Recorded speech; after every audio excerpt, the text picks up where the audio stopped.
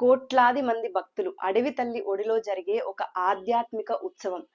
కుల మత భేదాలకు అతీతంగా జరిగే ఒక జన ప్రవాహం.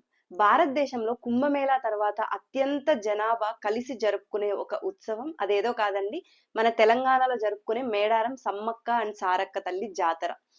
సో ఈ వీడియోలో మనం అసలు ఈ సమ్మక్క సారక్క తల్లి జాతర ఎందుకు మొదలైంది, 2 ఏళ్లకు ఇక్కడ జరిగే స్పెషల్ ఏంటి, అండ్ గద్దెల పైన అమ్మవారి విగ్రహాలు ఎందుకు ఉండవు, కుంకుమ భరణ మాత్రమే ఎందుకు ఉంటుంది అనేది చాలా మిస్టరీస్, దీని వెనక ఉన్న కథలు మనం ఈ వీడియోలో మనం మాట్లాడుకుందామండి. వీడియోని అయితే స్కిప్ చేయకుండా ఎండ్ వరకు చూడండి, మీకు చాలా యూస్ఫుల్ ఇన్ఫర్మేషన్ అనేది అయితే దొరుకుతుంది. అండ్ ఈ ఇయర్ మేడారం సమ్మక్క సారక్క తల్లి జాతర అయితే జరగబోతుందండి. ఎవరైతే ఇప్పటి వరకు జాతరకు వెళ్ళని వాళ్ళు ఉంటారో తప్పనిసరిగా ఒకసారి వెళ్ళి రండి, మీకే ఆ తెలియని అనుభూతి కలుగుతుంది. అండ్ నేనైతే విజిట్ అయ్యాను, జాతరని చూసానన్నమాట. సో వెళ్ళిన వాళ్ళు ఎవరైతే ఉన్నారో మీకు ఎలా అనిపించింది ఏంటి అనేది వీడియో కింద కమెంట్ చేయండి. సో ఇది కేవలం ఒక ఉత్సవం కాదండి, అన్యాయం పైన జరిగిన ఒక తిరుగుబాటు. 13వ శతాబ్దంలో కాకతీయ రాజులు వాళ్ళు పరిపాలిస్తున్న టైంలో గిరిజనులు ఎక్కువ ఉన్నారనమాట, కోయ గిరిజనులు. అయితే అప్పుడు అంటే ఎక్కువ కరువు అనేది వస్తుంది. ఆ టైంలో గిరిజనులు పాపం పన్ను కట్టలేము అని చెప్పినా కూడా వినకుండా రాజులు వాళ్ళ పైన యుద్ధానికి దిగుతారు.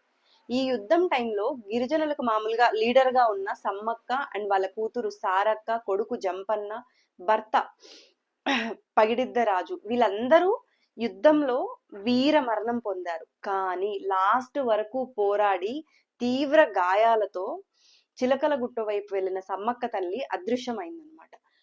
వీళ్ళు సమ్మక్క తల్లి కోసం చాలా వెతికారు, చూశారు, కానీ ఎక్కడా కనిపించలేదు. అక్కడ వాళ్ళకు దొరికింది కేవలం ఒక కుంకుమ భరిణ. సో అప్పటి నుంచి స్టార్ట్ అయింది. అండ్ ఆ రాజు ఎవరైతే యుద్ధం ప్రకటించారో వారి కలలేకు కూడా అమ్మవారు రావడం జరిగింది. దాని తర్వాత నుంచి ఈ జాతర ఇవంతా స్టార్ట్ చేశారనమాట. అక్కడ స్పెషాలిటీ ఏంటి అంటే, మెయిన్ గా మనం ఏ గుడికి వెళ్ళినా, జాతర గాని గంగమ్మ జాతర ఎక్కడికి వెళ్ళినా కూడా మనకి ప్రతి చోట ఒక రూపం అనేది ఉంటుంది. కానీ ఇక్కడ మాత్రం అది ఏది ఉండదు.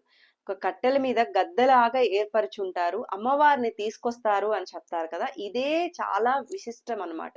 మనకి జాతర మొదలయ్యే ముందు రోజు పగిడిద్ద రాజు గారిని మామూలుగా వనంలో అంతా పూజలు జరిపాక ముందు రోజే తీసుకొస్తారు. తర్వాత ఫస్ట్ వచ్చేసి సారలమ్మ తల్లిని తీసుకొస్తారనమాట కన్నపల్లి నుంచి. అక్కడ ఏంటి అంటే అమ్మవారిని తీసుకొచ్చేటప్పుడు కూడా వాళ్ళ కన్నబిడ్డని అత్తగారింటికి పంపిస్తున్నాము అని ఎంత బాధపడతారో ఒక తల్లిదండ్రులు, ఆ గ్రామస్తులు కూడా అంతే బాధతో అమ్మవారిని పంపిస్తారు.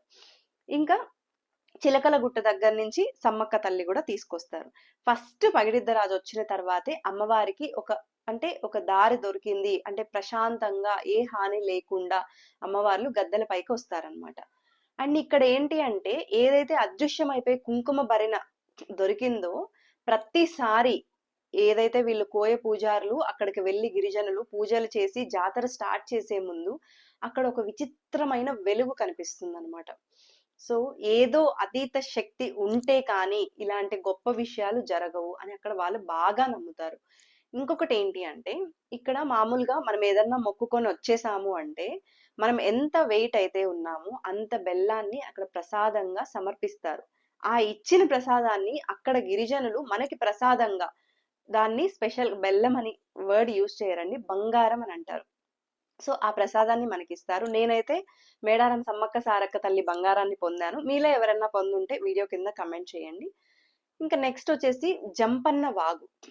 సో ఆ వాగు ఏంటి అంటే యుద్ధం టైంలో జంపన్న గారు అందులో పడి మరణించారు, ఆ రక్తపు దీని వల్లనే ఆ నీరు ఎర్రగా ఉంటుంది అని వారి నమ్మకం. సైంటిఫిక్ గా ఏంటంటే ఏదో గనులు ఇది ఉండడం వల్ల అలా ఉంటుంది అని వాదన తప్పితే దాంట్లో క్లారిటీ అయితే లేదండి.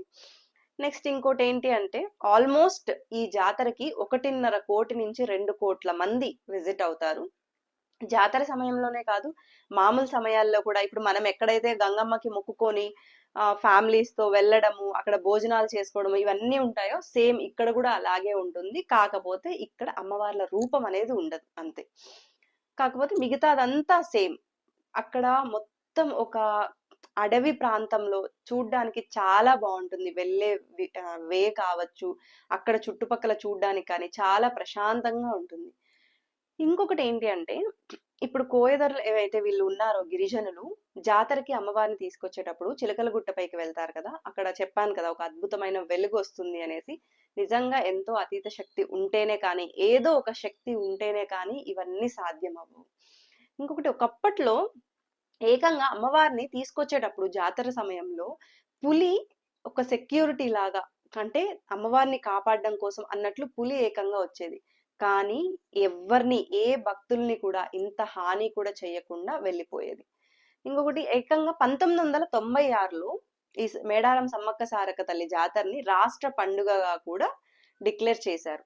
ఇంకా ఇక్కడ విశిష్టత ఏంటి అంటే, ఇప్పుడు ఓన్లీ ఇదొక జాతర ఇది కాదండి, ప్రకృతిని కాపాడుకుందాం.